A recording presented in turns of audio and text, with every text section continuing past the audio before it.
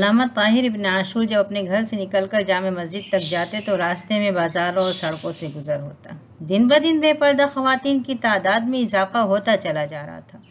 ایک دن جب جمعے کی نماز کے لیے گئے اور بے پردہ خواتین کی کثرت دیکھی تو دل شکستہ اور اداس ہو کر مسجد میں داخل ہوئے۔ اس دن تاریخ کا سب سے مختصر خطبہ سنا گیا۔ ممبر پر کھڑے ہوئے حمد و ثنا کی اور بولے، نساء فی الاسواق، یہ بازاروں میں بے پردہ عورتیں کس کے گھر کی ہیں؟ بازاروں میں یہ بے پردہ عورتیں کس کے گھر کی ہیں؟ 3 بار کہہ کر بیٹھ گئے۔ یہ خطبہ اولا تھا۔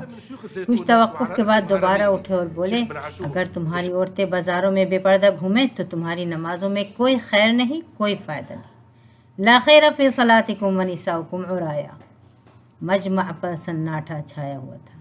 یہ تھا اس دن کا پورا خطبہ۔ اس کے بعد ابو رقیبہ نے ان کے خطبہ دینے پر پابندی لگا دی۔ جامع زیتونہ میں تالے بند ہو گئے۔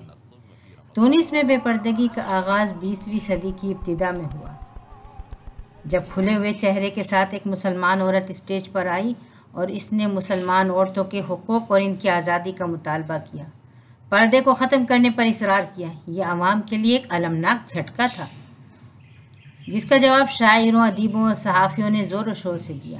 اس کے کچھ سالوں کے بعد اسٹیج پر فرانسیسی وضاقتہ میں ایک مسلمان خاتون نمودار ہوئی، عورت کی ترقی اور اس کی آزادی کی آواز اٹھانے کے لیے۔ اس دفعہ مجمع میں بہت سی فرانسیسی، بہت سے ان کے ذہنی غلام اور بہت سے غیرت دار مسلمان موجود تھے۔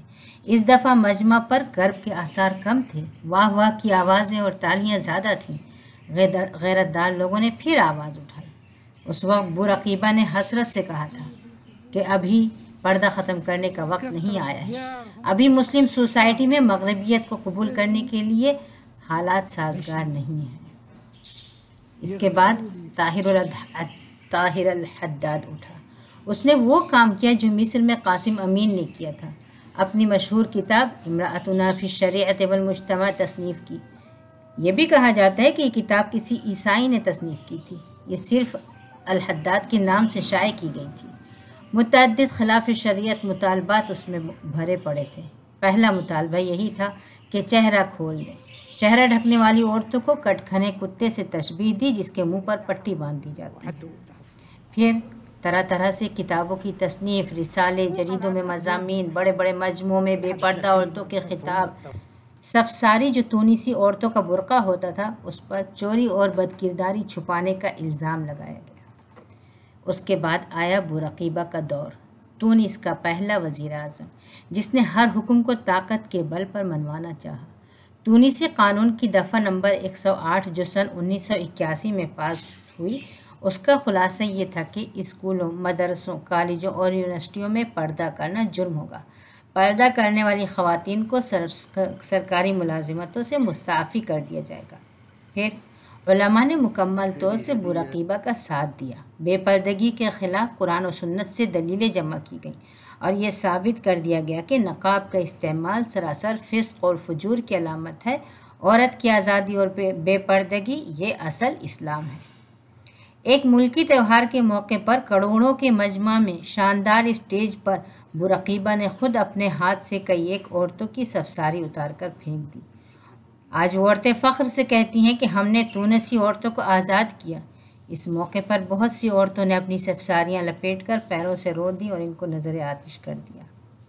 معہد القنال الثانوی اور معہد المنذر ابن عکاظ میں پردہ کرنے والی طالبات کو امتحان دینے سے روک دیا گیا، اور جب انہوں نے درخواست کی کہ ان کو چہرہ کھول کر ہی امتحان دینے کی اجازت دے دی جائے تو حکم آیا کہ پہلے سرکاری دفتر میں اپنی معذرت پیش کریں اور پھر تحریری معاہدہ کریں کہ آئندہ کبھی بھی پردہ نہیں کریں گی۔ آج وہاں کی عورتوں کو چہرہ کھولے ہوئے دیکھ کر ہماری بہنیں سمجھتی ہیں کہ یہ ایک اختلافی مسئلہ ہے اور کسی امام کے نزدیک اس کی گنجائش ہے۔ یہ اختلافی مسئلہ نہیں، یہ بادشاہت کی طاقت ہے۔ طاہر الحداد سے شروع ہو کر ابو رقیبہ کی تائید حاصل کرتے ہوئے بن علی کی کوششوں سے بے پردگی کی جو زوردار آندھیاں چلی تھیں، اب ان کا آخری دور ہے، اور آج پھر شریعت کی پابندی کرنے والے ان کے لیے چیلنج بن گئے ہیں۔ ہر مومن یقین رکھتا ہے کہ باطل کی آندھی کتنی ہی پرزور ہو، اللہ تعالیٰ اپنے نور کو پورا کر کے رہے گا۔ سوال یہ پیدا ہوتا ہے کہ پردے سے اتنی سخت جنگ کیوں؟ کیا یہ اسلاموفوبیا ہے یا دلوں کی بیماری؟